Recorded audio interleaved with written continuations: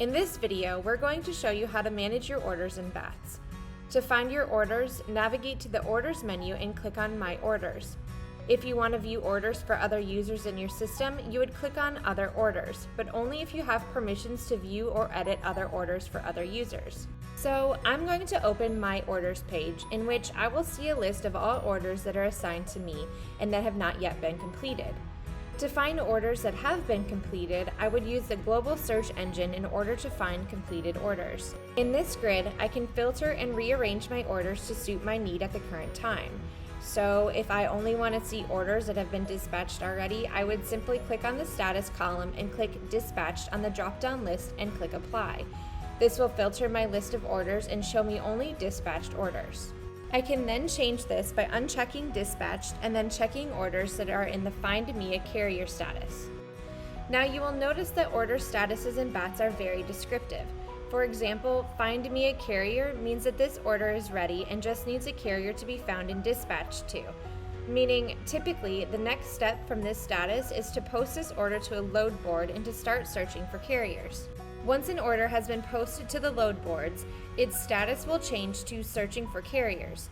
So if I want to see all orders that are currently posted to the load board and we're actively searching for carriers, I would select Searching for Carriers from this list and click Apply. If I want to remove these filters and see all of my orders, I can either click on the status and select all, or I can click on this line here that tells me a filter has been applied, and I can click Clear Filter here in the side menu. You can do the same thing with any of the columns in this grid. So if you only want to see orders that are for enclosed transport, you would put that filter in. Or if you wanted to see orders that were created after a certain date, you could say all orders that were created before November 11th. This is just another way BATS gives you an additional ability to manage your workload, to find the records that you need and that you're looking for and that you're currently working on. Now, let's move on to individual orders. Once I find an order in my list that I want to work on, I would simply click on it to open it, which will take me to the order detail page. This page will look very familiar because all pages are laid out very similarly in BATS to make it easier to remember where things are. On the left-hand side, we have all of the information about the order. We have customer signature history and the route information. On the right side of the page, we have customer information, which has additional information that is not visible on the quote page. We have the task section, which we've seen before on the quotes, and we have a new section called File Attachment, which we will talk about in a few minutes. Across the middle of the page, we have a couple of new tabs called Interested Carriers and another called Payment History. We will talk more in detail about those later as well. In the middle of the page, we see the Price and Terms column, and soon we will see some additional information after we make some changes to this order. Now back to the left-hand side of this page, I see that there are some new checkboxes that I have not seen before. The first one is Require CC on eDoc form. Now, your system administrator has control on whether you're able to make changes to this field or not, and the system administrator also has control on the default value for this field. What this field controls is whether the customer will be required to provide their credit card information when they're signing the eDoc form. eDoc is BATS' electronic document signing platform. So if this checkbox is enabled, the customer is going to be required to input their credit card information before they're allowed to sign their eDoc form. If you have the ability to change this field, you can toggle it on and off based on your conversation with the customer. The next field is Dispatch Without Signature. Now, this field tells you whether you're allowed to dispatch this order to a carrier without having an electronic document signed by the customer. So if the customer hasn't signed a contract for this order yet, you will not be able to dispatch this order unless you check this box to allow you to dispatch without a signature. Now, as this tooltip says, only users with administrator or manager permissions can change this setting. So if you as a user do not have those permissions, you can ask your administrator or manager to allow you to dispatch this order without a signature. The next checkbox is Suppress Notifications. This checkbox allows you to suppress notifications to this customer that are automatically sent as the order changes status.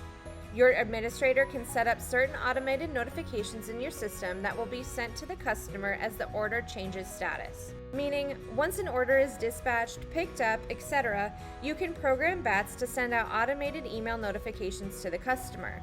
However, if you check this box, then those notifications will be suppressed. In other words, those notifications will not be sent to the customer. This comes in handy when the customer does not want to receive those notifications, or if you have a corporate customer who does not want to receive those notifications, you can simply suppress them. The last field in this section is commissions paid on. And this field will have a date and time stamp if your manager or administrator or dedicated billing person has marked this order as one as which the commission has already been paid out on. The next section is the customer signature history, which we previously covered in more detail in our Working with eDoc training video, so we will skip this section. The last section on the left side is the route section, where you can add more information about origin and destination simply by clicking on the small arrow next to the zip code, which will open a dialog box where you can add in more information. On the right side of the page, we have the customer section, which has information about the customer, which can be edited by clicking on the small arrow next to the customer's name. By clicking on that, BATS will open a customer detail page where I can see all of the opportunities that are assigned to this customer, as well as all of the details and contact information for this customer. In the other section, I can also set some additional settings, which we will discuss in a separate training video dedicated specifically to customer information management. To go back to my order, I simply click the back arrow, which takes me back to the order details. We previously covered the task section in the Managing Quotes training video, so we won't review that section again. So let's move on to the file attachment section. In the file attachment field, you can upload a file that's related to this order, such as gate passes, special instructions for carriers, or any other information that you want to keep handy for this order. The button labeled Send Attachments allows you to send this attachment in an email simply by clicking on this button. So when I click this Send Attachment button, I can select the email template that I want to use and then simply click Send Email to send the email with the attachment to that person. You can send attachments to carriers, customers, and other people in your organization. There are no restrictions on who you can send that attachment to. Once I'm ready to start searching for a carrier on this order, I'm going to post it to the load board. To do that, simply click the Post to Load Board button, which will open a new dialog box that allows me to add additional information about this order before posting it. First thing is that I can post this order to Central Dispatch with an amount that is different from what the carrier pay is on this order. This allows me to post this order to Central Dispatch with a lower amount to see if I can find a carrier to transport an order for an amount that's lower than what was quoted to the customer. Or if I need to post it at a higher amount because I'm not getting enough interest, I can do that as well. So I'm going to change this to $500. Now, when I change this amount, this does not affect my order or my contract with the customer in any way.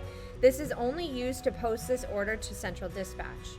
I can also type in a message to the carrier, which will show up on Central Dispatch, and I can also post this order with an alternate zip code. What that means is it allows me to post this order with a different origin or destination if I feel like a different origin or destination would generate more interest with the carriers. This allows me to set that without making any changes to the underlying order. So I don't have to remember what the actual origin and destination was on this order, take note of it, and have to remember to change it before dispatching it to the carrier. You simply change the origin or destination. For example, if I want to change Jacksonville to St. Augustine, Florida, I can easily do that and then click OK to post this order to Central Dispatch. Now, once this order is posted, I'll see a new section in the middle of my page that shows me the status of that posting on Central Dispatch. So here I see that my order is still posted at $500, and I see above that my carrier pay is still $466 on this order. So that allows me to manage my posting separately from my order, so I don't have to keep changing that carrier pay. Now I can see that my order is posted with an alternate origin because it's posted with an origin of St. Augustine, but the order is actually originating in Jacksonville, Florida.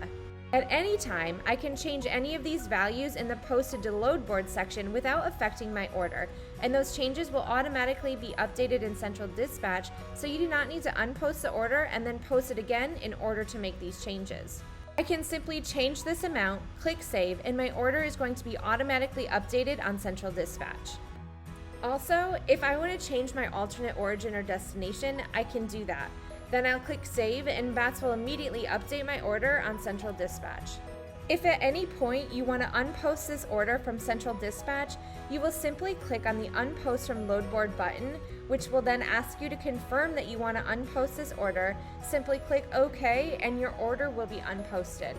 Now my order is posted on Central Dispatch and I'm going to start receiving calls from interested carriers. Next up, we're going to talk about how to manage interested carriers and how to dispatch orders to carriers in our next training video. Click on the link in the knowledge base article to view the next video in the series.